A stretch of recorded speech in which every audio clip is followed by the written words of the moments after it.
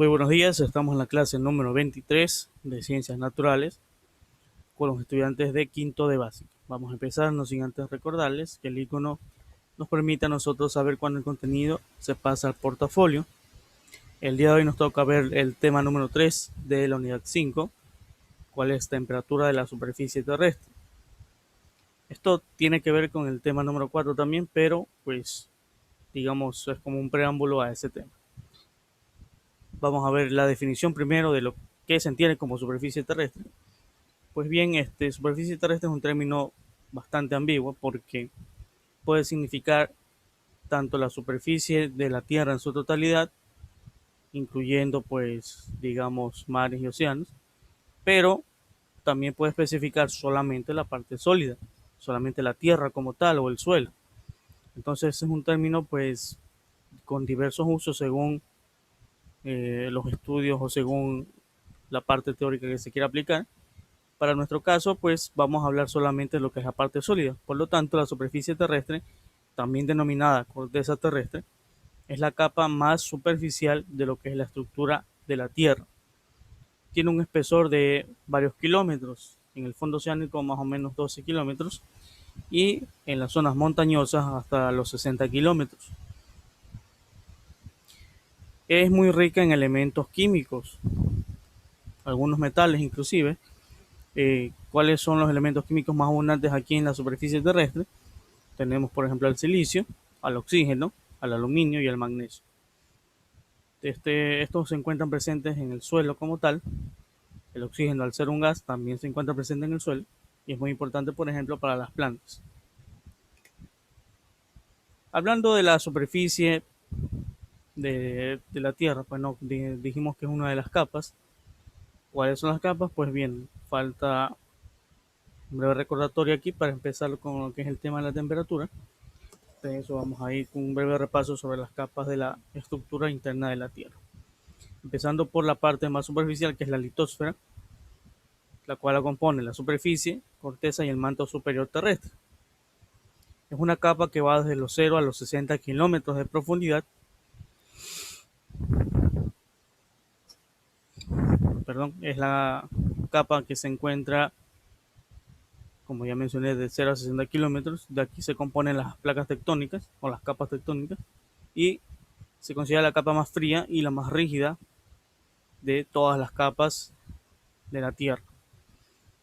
Debajo de la litosfera se encuentra la astenósfera, perdón, que es una capa viscosa que contiene magma y aquí justamente digamos que flota la litosfera como una balsa sobre un río. Eh, Su profundidad va más o menos desde los 100 a los 700 aproximadamente. Unos consideran que su división es mucho menor, como por ejemplo en el gráfico. Lo que sucede es que aquí se hace una diferencia entre astenósfera y mesósfera y muchos consideran esta y esta una sola capa. De ahí pues la diferencia entre los valores. Tenemos lo que es el manto, que es la siguiente capa que va luego de la astenósfera, alrededor de los 2.890 kilómetros de profundidad, hasta ahí llega. Y luego tenemos a lo que es el núcleo externo, que es una capa de consistencia líquida,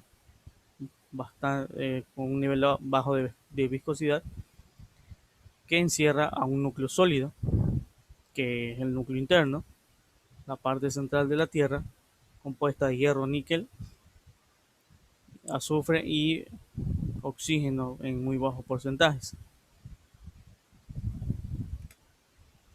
Ahora, hablando de la temperatura como tal, pues hay tres criterios para clasificar: temperatura mínima, temperatura media y temperatura máxima. La mínima es la más baja registrada pues en algún punto de la superficie terrestre. ¿Cuál es esa temperatura? A menos 89,15 grados centígrados o grados Celsius. Esta es la temperatura pues más, digamos, más fría de lo que es en algún punto de la superficie de la Tierra.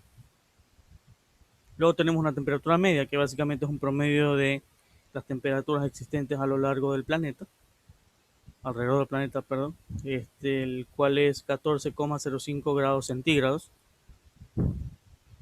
Y la temperatura máxima, la temperatura más caliente en algún punto del planeta es de 56,7 grados centígrados. Estas son las temperaturas promedio de la Tierra. Ahora, estas temperaturas pues no siempre han estado estáticas, siempre están variando, especialmente en los últimos años. Y justamente eso vamos a ver con el aumento de temperatura de la Tierra. Alrededor de los últimos 100 años de la historia, pues esta temperatura media ha aumentado 0,76 grados centígrados, casi un grado.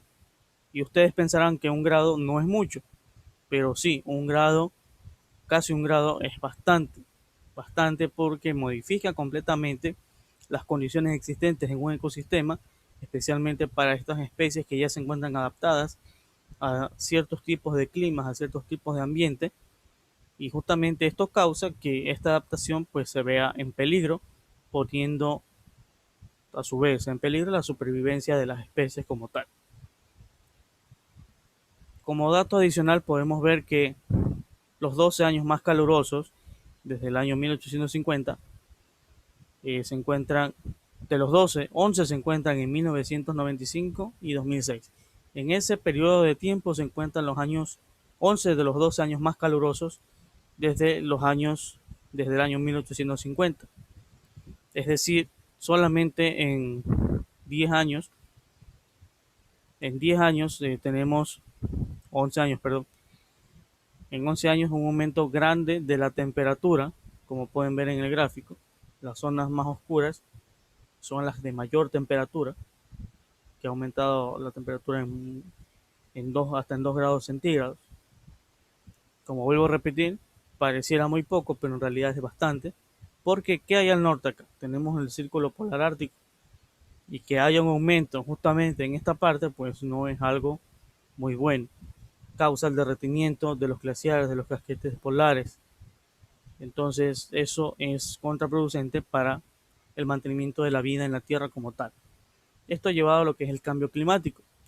¿Qué es el cambio climático? Pues es una variación de los patrones meteorológicos que han sido más o menos estables durante cierto periodo de tiempo. Periodo que puede durar décadas, inclusive miles o millones de años. Este cambio climático se considera una amenaza para todo el desarrollo humano y de la vida en general. ¿A quiénes afecta? Nos afecta a todos, porque todos habitamos este planeta, seamos del país que seamos, todos habitamos el mismo planeta. Por lo tanto, esto afecta a todos los habitantes de todos los países alrededor del mundo. ¿Qué consecuencias tiene el cambio climático para la vida en general? Pues aumenta el nivel del mar, lo que causa problemas con inundaciones. Hay partes que son muy bajas, podrían desaparecer por el aumento justamente del nivel del mar. Derretimiento de los glaciares. Esto, aparte de ser una pérdida de hábitat para las especies que viven allí, también causa el aumento del nivel del mar. Así que son causas relacionadas. Otra causa del cambio climático es la reducción de precipitaciones y el aumento de las sequías, es decir, reducción de lluvias en lugares que la necesitan obviamente para poder mantener el equilibrio ambiental. Hay lugares que se han visto afectados por grandes periodos de sequía y esto causa pues un desequilibrio ambiental porque no se cuenta con el agua suficiente para los seres vivos que allí habitan.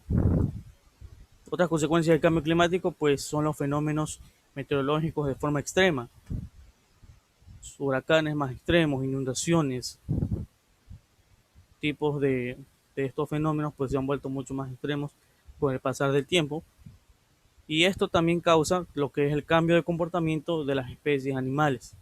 Se ven afectadas sus rutinas, muchos mueren por motivo del cambio climático también.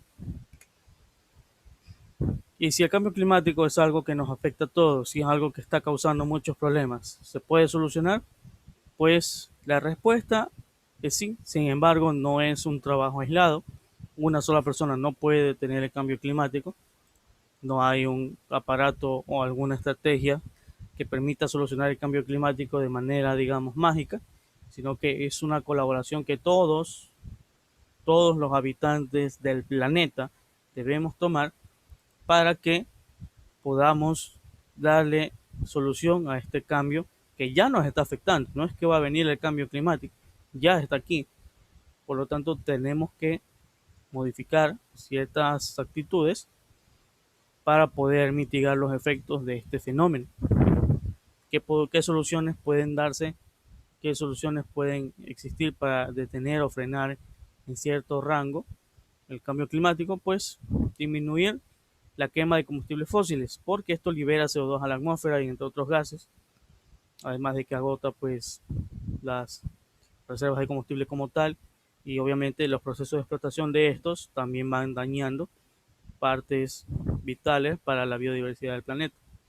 En vez de eso, se propone también el uso de alternativas sustentables para obtener energía, como la energía solar, la energía eólica o la energía geotérmica.